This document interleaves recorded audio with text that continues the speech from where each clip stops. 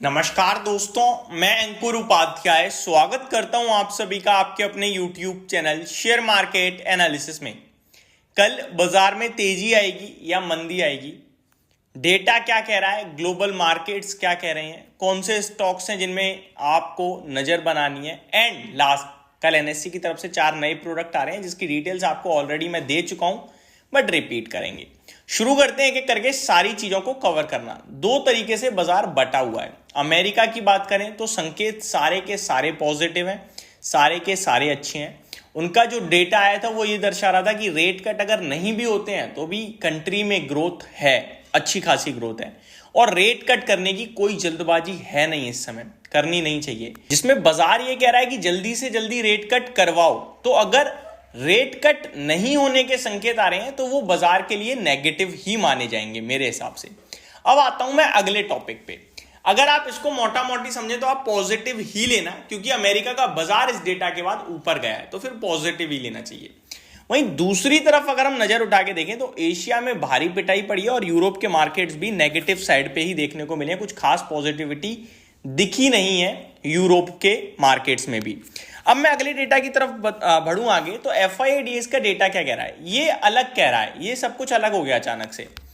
अगर मैं फ्राइडे का ट्रेडिंग सेशन छोड़ दूं, पीछे के ट्रेडिंग सेशन में जाऊं, थर्सडे, वेंसडे, ट्यूसडे या मंडे, तो एक चीज थी कि DIIs खरीद रहे थे और FIIs बेच रहे थे।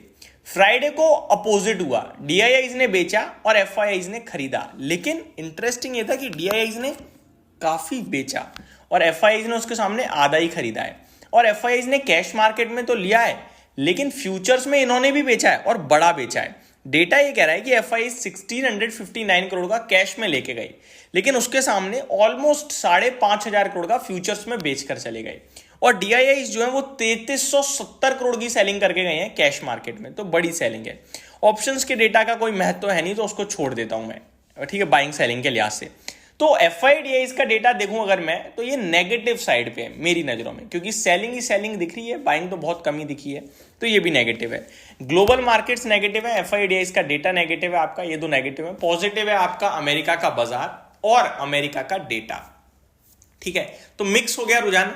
अब अगले ट्रिगर की तरफ चलें तो वो है SGX निफ्टी, वो पॉजिटिव है और 22,600 के ऊपर दिख रहा है। तो टेक्निकल टर्म्स में निफ्टी भी प्लेस जो हो रखा है वो भी सजेस्ट कर रहा है कि मैं 22,700 तक जाने की तैयारी में हूं। तो पहली बात तो ये कि इनिशियली कोई भी डिप मिलती है और Dow futures neutral to positive होते हैं तो हमारे बाजार में बाय ऑन डिप्स करना है। 22,400, 450, 500, 550, 600, 650, 700 तक के आपके लक्ष्य बनेंगे। 375 का स्टॉप लॉस बनेगा। वहीं अगर डाउ फ्यूचर्स में कोई बड़ी गिरावट आ जाए 200, 250, 300 पॉइंट, तो फिर आपके लिए 22,350 का सपोर्ट लेवल आएगा और 22,600 की रेंज में हम घूम सकते हैं। ज्यादा डाउनसाइड तब भी नहीं थी। इन केस डाउ फ्यूचर्स और ऊपर दिखें तो फिर 23,000 की जर्नी भी आ सकती है, क्योंकि हम ग्लोबल में एशिया या यूरोप को उतना फॉलो नहीं करते हैं, हम अमेरिका को ही फॉलो करते हैं और अमेरिका पॉजिटिव बंद हुआ है, तो ये पॉजिटिव ही मानूंगा मैं। तो भारतीय बाजार का स्ट्रक्चर अच्छा है, भारतीय बाजार का जो डेटा है RBI पॉलिसी से रिलेटेड सब कुछ ठीक है, वहां कोई दिक्कत नहीं है, तो तेजी मान के चलो। सिर्फ नेगेटिव हमें तब होना है या तो हम 22,700 ही ओपन हो जाएं तो फिर हम फ्रेश बाइंग के पक्ष में नहीं होंगे, यानी कि बुलिश मोमेंटम में हम ओवर बुलिश नहीं होंगे, या फिर आपका अमेरिका टूट जाए तो हम बुलिश नहीं होंगे। दो सिनेरियो है जहां पे हमें तेजी नहीं सोचनी है। होप आपको सारी चीजें समझ में आ गई होंगी। अब बढ़ता हूं स्टॉक स्पेसिफिक। तो 8 अप्रैल NSE की तरफ से 4 बड़े प्रोडक्ट्स आने वाले हैं। टाटा कैप का एक इंडेक्स आएगा, एक मैन्युफैक्चरिंग इंडेक्स आएगा, एक आपका इंफ्रास्ट्रक्चर का इंडेक्स है और एक आपका मिड स्मॉल हेल्थ केयर का इंडेक्स आने वाला है। ये 4 प्रोडक्ट कल से मार्केट में लाइव हो जाएंगे, जिनके बारे में कल ओपन मार्केट में भी बात करूंगा। और अगर आप इन प्रोडक्ट्स के बारे में डिटेल जानना चाहते हैं कि इनमें क्या होगा, कैसे काम करेंगे, तो उसके लिए मैंने दिन के दौरान NSE का बदलाव करके एक वीडियो बनाई है, आप वो मेरे चैनल पे जाके देख सकते हैं। स्टॉक स्पेसिफिक बात करें तो वोडाफोन आइडिया ने अनाउंस कर दिया है कि भैया 14 रुपए 87 पैसे पे 2,075 करोड़ का फंड रेज करेगी आदित्य बिरला ग्रुप से कंपनी।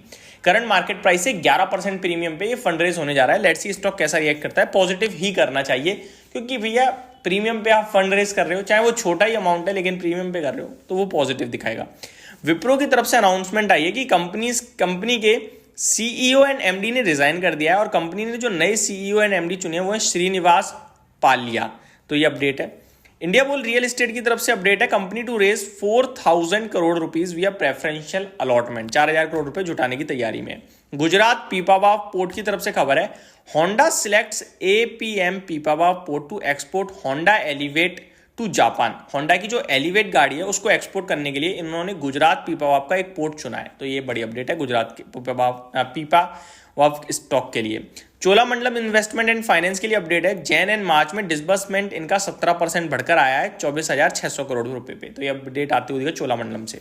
एल&टी फाइनेंस होल्डिंग की 27 अप्रैल को रिजल्ट आने वाले हैं, Q4 डेट अनाउंस करी है। Rossari biotech incorporation of Holi own subsidiary in Dubai United Arab Emirates, तो इनकी अपडेट देते हुए दिखे।